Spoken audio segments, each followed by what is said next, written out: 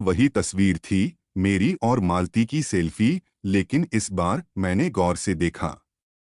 तस्वीर के बैकग्राउंड में एक छोटी सी लड़की की धुंधली छवि थी, जो मेट्रो के गेट के पास खड़ी थी। मैंने तस्वीर को जूम किया। लड़की के गले में एक लॉकेट था, जिस पर राधिका लिखा था। मेरे रोंगटे खड़े हो गए। मैंने राकेश को तस्वीर दिखाई, और हमने फैसला किया कि हमें राधिका का पता लगाना होगा। हम स्टेशन के पास के पुलिस थाने गए और पुराने रिकॉर्ड्स खंगाले। वहां हमें मालती और राधिका के केस की फाइल मिली। फाइल में राधिका की एक तस्वीर थी और वही लॉकेट, लेकिन फाइल में लिखा था कि राधिका का कोई सुराग नहीं मिला और केस बंद कर दिया गया था। राकेश ने एक आइडिया दिया।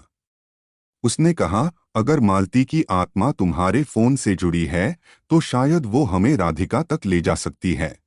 हमने बाबाजी से संपर्क किया और उन्होंने एक छोटा सा अनुष्ठान करने को कहा।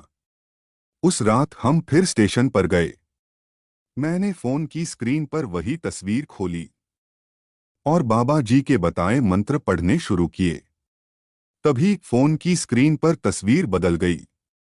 अब उसमें राधिका एक अंधेरी गली में खड़ी थी और उसके पीछे एक पुराना घर दिख रहा था। हमने उस गली को ढूंढा, जो स्टेशन से कुछ ही दूरी पर थी। वहां एक जर्जर मकान था, जो सालों से बंद था। हमने दरवाजा तोड़ा और अंदर गए। वहां एक तहखाने में हमें एक डायरी मिली। डायरी में लिखा था कि राधिका को एक गैंग ने किडनैप किया था, और जब मालती ने उनका पीछा किया तो उन्होंने उसे मेट्रो ट्रैक पर धक्का दे दिया।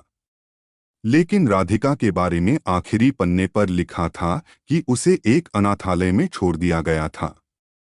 हमने उस अनाथालय का पता लगाया। वहां हमें एक लड़की मिली जो अब 20 साल की थी। उसका नाम राधिका था और उसके गले में वही लॉकेट था। हमने उसे सब बताया। वो हैरान थी, लेकिन उसने कहा कि उसे अपनी माँ की धुंधली यादें थीं।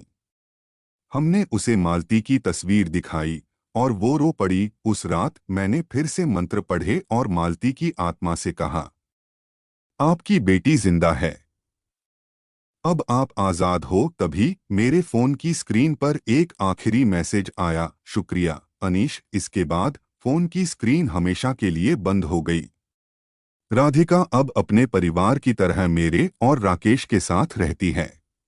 मैंने नई जॉब शुरू की और देर रात मेट्रो लेने का डर अब खत्म हो गया।